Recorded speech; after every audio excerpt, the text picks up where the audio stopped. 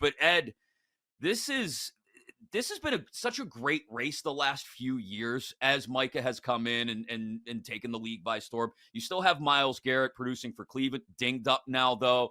TJ Watt going for the sack record again. I don't know where your lean is on this, if you have one right now, but with Micah playing for the Cowboys, getting the primetime opportunities the last couple of weeks, you understand why he's risen up the board so quickly. And it's not just the fact that he's playing for the Cowboys, but also that he's performing really well in high leverage situations. Mm-hmm. Just go back to last night, that 4th and 2 play, the Seahawks did not block Parsons. Isn't that the one guy you need to be worried about? Shouldn't that have been like a Tank Lawrence play or something like that? Instead, it's Micah Parsons. Like, he's someone who can play out of different positions. He can move around a good bit. The first thing you need to do is keep track of where he is and then worry about everybody else later. Because Parsons is leading the league in quick pressures, less than 2.5 seconds from the snap of the ball. And this is an important stat to me because it can very well be predictive of a highlight reel. By that, I mean those plays that we remember that get posted on social media and we discuss forever and ever and ever being unblocked to the quarterback and taking him down. I think it's a lot easier for him to have that highlight reel going forward than just about anybody else. Now, granted, Myles Garrett already has a fantastic body of work, so it's probably safe that he is the favorite right now. But I would not look past Micah Parsons at this point. I think he's still very much in contention. As far as TJ Watt goes, like, I'd like to have a couple more big games out of him to really take him seriously as far as this conversation is concerned. But one thing that does go in his favor is that sacks do tend to carry the weight when it comes to how voters are thinking about this award. So that does matter a great deal. But you just look at last night, Parsons, 7 pressures and a run stuff. That was why the Cowboys defensively were able to do just enough against Geno Smith, Aaron. I think Myles Garrett could be a little more injured than maybe we think. And so I would maybe look elsewhere considering he's the favorite. And if you're looking for value, hear me out on this. What if this one Duron Bland game, like if he's able to turn it around against these big, tougher competition, better defenses the rest of the way, is this a buy low spot? I don't know if you're getting better value this morning on him, but could he turn everything around after last night and still, be on that trending upwards and insert himself back into the conversation?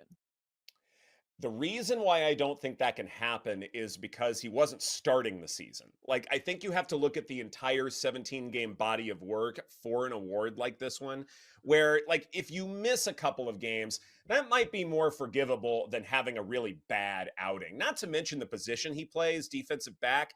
That's difficult to win anyway. Because sometimes the best defensive backs just don't get the opportunities. And those who do, sometimes they make the most of them and sometimes they get burned. And there are enough voters who remember the times when that cornerback does get burned. And because this was a primetime game, I think it's going to be a big, big problem going forward. I think this is a great bounce back spot for the Lions. And I actually think it's a good buy low spot because of the overreaction. I wouldn't be surprised if the Lions win by double digits, especially with all of, the injuries on the Saints side. Also, the Saints they haven't been very good ATS. I was looking at the numbers. So 2-8-1 ATS this season.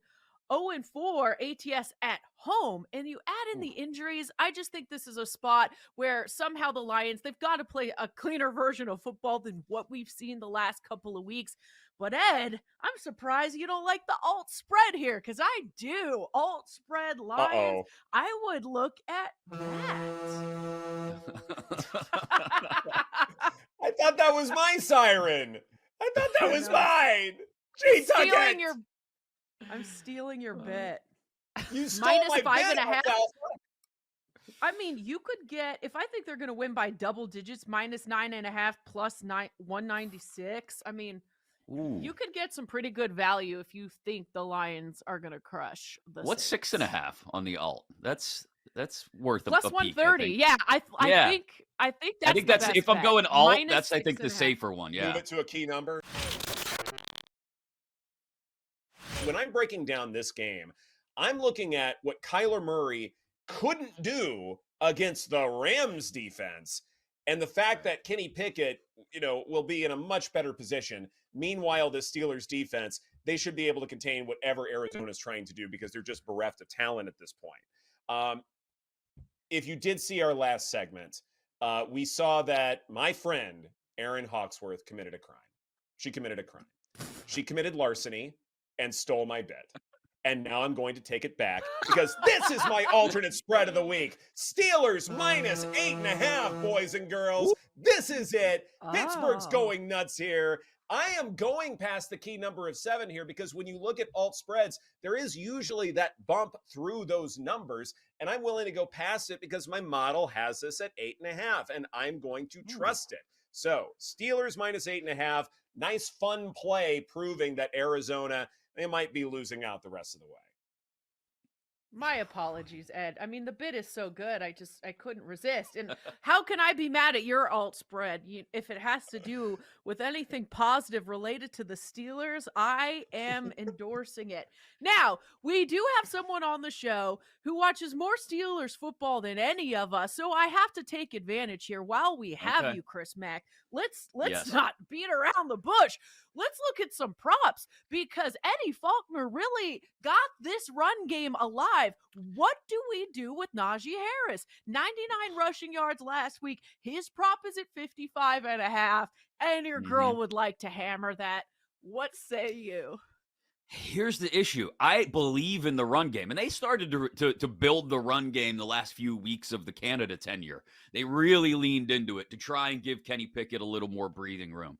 And it worked, right? Jaylen Warren is like, I've never stood at the bottom of a hill and tried to catch someone throwing a bowling ball at me, but that's what trying to tackle Jaylen Warren is like. It's like a bowling ball rolling downhill. That's the problem, though, is I don't know who's going to eat more on any given week. Yeah. Is it Warren? Is it Harris? Now, Najee's always going to get an advantage in carries, I believe, but sometimes it's going to be a closer to a 50-50 split. I do like, and Paul suggested this in the chat, Jaylen Warren rushing and receiving combined. He has, if you're looking for a prop maybe to hit, Jaylen Warren rushing, receiving combined. Yeah, I'd look at that number. 78.5. He has produced week after week since they've made changes to the offense. And again, those were pre the firing of Canada, the last few weeks of Canada. And he's been pushing Najee Harris for playing time really all year, going back to the preseason. So I don't know if Harris would be my play, to be honest, Aaron. I would take a good, long, hard look at Jaylen Warren props, especially the rushing and receiving combined. That would be a play for me. The thing that I don't understand is this team hasn't gone over a 40-point total all year. I understand the offense is looking better, but they're playing Arizona. With the Steelers' defense, you alluded to this earlier, Ed, like TJ Watt, Defensive Player of the Year candidate, near the top of the board. Cam Hayward has had another quality year. Patrick Peterson has been up and down, but has been there to mentor Joey Porter Jr., who is really coming into his own. I like the Steelers' defense to put the clamps on Arizona, so I like the under 41 in this one. If I'm not taking the Niners on the side, I am taking them to go over their team total of 24.5. And I think that's probably a better look than, say, the side here, in large part because, and this is something that John Daigle discussed earlier in the show, what is it about this Eagles secondary and coverage that leads you to believe that they can cover everybody? When everyone is healthy for the 49ers, you're talking about Brandon Ayuk. You're talking about Deebo Samuel. You're talking about George Kittle. You're talking about a bunch of other guys who don't get a whole lot of recognition, but somehow they're able to come through in the clutch because Brock Purdy is a fairly darn good quarterback. So all of this depth that they have at receiver and tight end, I think matters a great deal here when handicapping this game, that this Eagles secondary, how are you supposed to trust them at this rate? Yeah, they were great last year, but coverages can be volatile from one season to the next, and we're seeing that in Philadelphia. There's not a whole lot that I think Philadelphia can do scheme-wise to contain Brock Purdy. Can't play man. Purdy has the second highest passer rating against such setups. Can't play zone. Purdy has the highest passer rating against such coverages. Can't assume one decision with play action because the looks are oh so good. Like Christian McCaffrey, great after contact, and the passing game is great after play action. So whatever the Eagles will try and do, the 49ers have an answer for. I love how this offense has come together, and I think that's what's going to shine in this ballgame, Aaron. Brandon Ayuk is the prop of the week for me. It's just so clear that this Philly secondary, anytime they've been asked to step up to the plate, they've just got run over through the air. They are struggling at their worst to cover opposing like strong wide receivers right now. And I would imagine Brandon Ayuk benefits from that too. Even 3 of the last quarterbacks they've faced have scored at least 3 touchdowns from scrimmage and went over 300 yards. Patrick Mahomes, which we all know I'm still upset about because they should have covered by 2 scores, also should have gotten there, but he's the outlier instead because of 2 drop touchdowns. And so it just seems like such a clean spot, Ed, for Brock Purdy in this offense. I'm on the over in this game, although weather permitting, maybe don't even bet it right now. Maybe wait on it, even though I feel like I got a good number at 46.5. And then, yeah, Brandon Ayuk is just the fact that the way the Eagles play coverage, 7th highest rated man coverage. Brandon Ayuk has been one of the best receivers in the entire league against man coverage, including 21 yards per catch and the 4th most yards per route run. Not to mention this Eagles defense is coming off of 93 plays in overtime against the Bills, whereas the 49ers got extended rest. So it's just such a clean spot for the 49ers offense. I don't know how we get there.